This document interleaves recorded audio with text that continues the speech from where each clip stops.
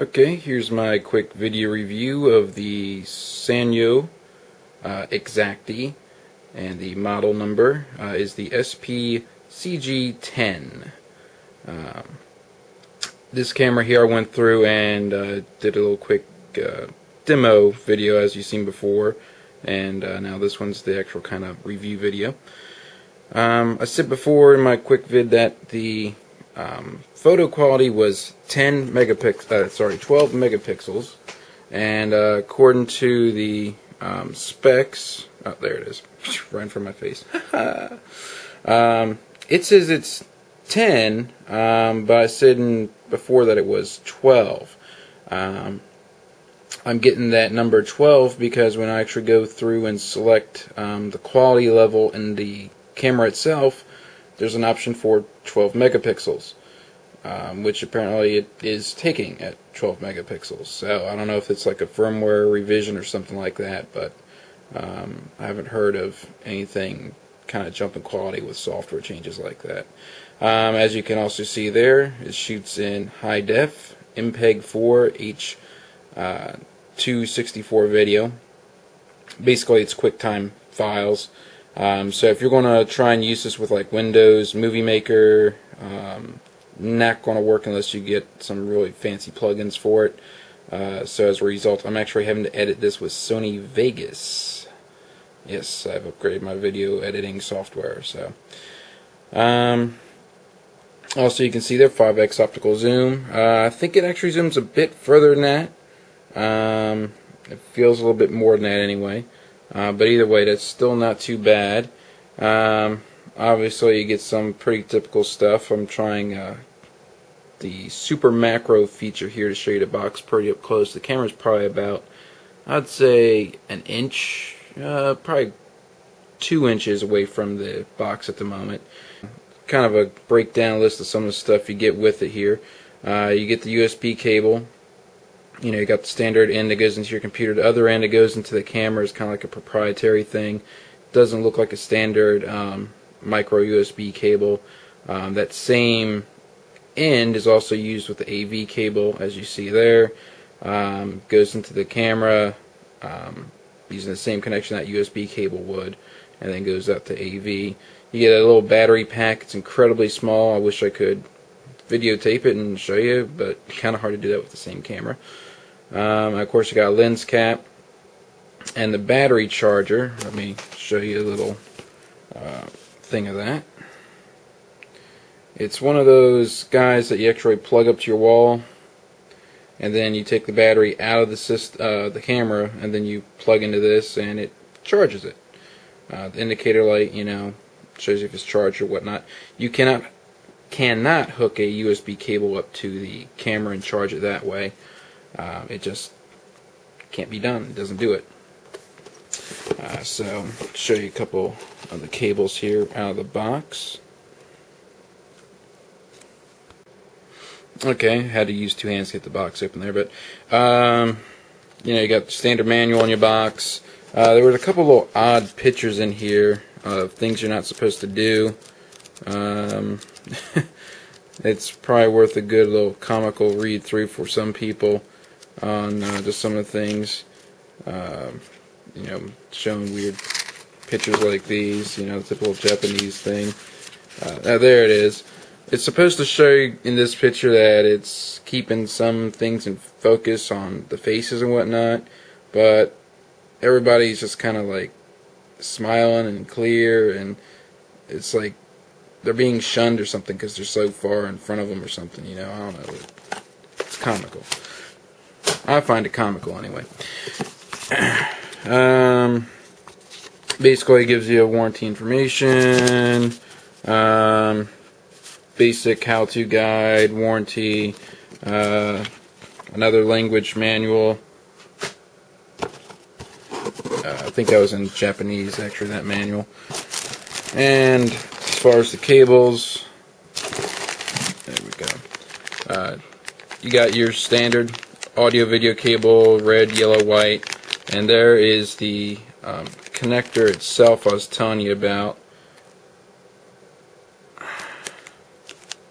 It can't really autofocus because of the bag. Here we go.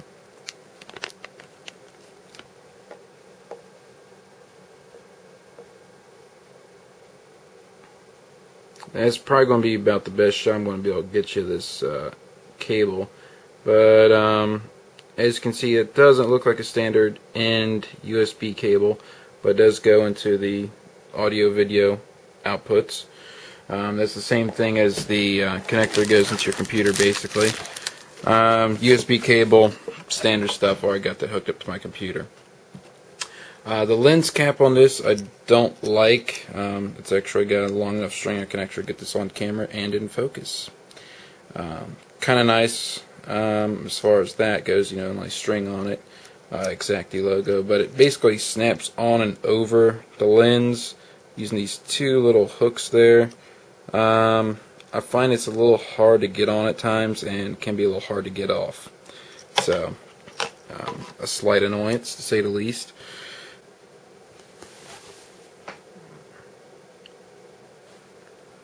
Here's another interesting feature for you. This actually will let you go through and do like a screen capture with your monitor. You can actually go through, install the software that comes with this thing, and you can actually record what's happening on your screen into the camera. I haven't tried this myself because that's why I have things like Cam Studio 4, FAPS, things like that. And it works probably better than this would overall, because then I won't have to pull files off of this and whatnot. But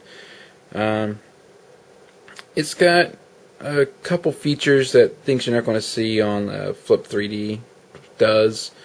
You know, you can actually take pictures while recording. It's got a tripod mount. It's extremely small. As you can see there, it's kind of like in a pistol grip like design. So as you can kind of imagine, just take your fist and look at it and you just have that little top part of the lens there sticking up out of it. The side does spin up and around. You see where it says HD and that there, exactly there, that little side panel flips up and around, and you got a pretty good size viewing screen there. Only other thing I can really complain about is it doesn't show you your battery life until it's kind of too late. For example, right now I've been recording this for a little bit on a single take. I just chop it up, but it doesn't show me the battery life. If I was to go through and end this recording, it would then update me on what the battery life is at. Slight annoyance there. Does record in stereo sound as well, so this is a pretty good upgrade for me overall. Here's more specs for you. There's the size of the screen. I was trying to remember how much it was. 3-inch wide LCD. Digital stabilizer. This face chaser feature, haven't been able to figure out what exactly that's supposed to do. I mean, I've read the manual for it, but I can't see what it does. It's supposed to, as the manual says, it's supposed to make faces look clearer compared to everything else around it. In my opinion, it's blurry, or as they just tried to force it to be. The autofocus is pretty reasonable on this. That's another thing you got to fool around with too. Don't use the multi-point autofocus. You'll find that things will get really blurry.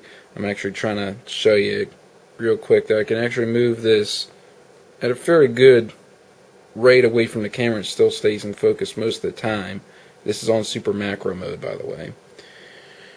But if you do it off the multi-point, it goes crazy, especially if something's reflective.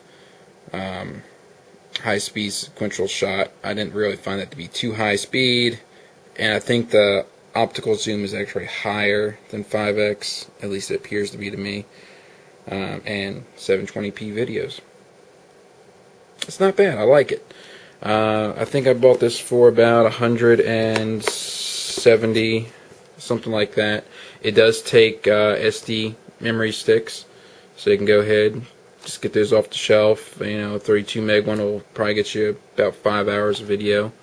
I think I got a 16 meg in here, and it's getting me, I think it said 3 hours on how much time I could record. So that's it for this little quick review. I'll of course have a write-up on it on the website, and you know, a nice more structured format for you. But until next time, I'll see you later.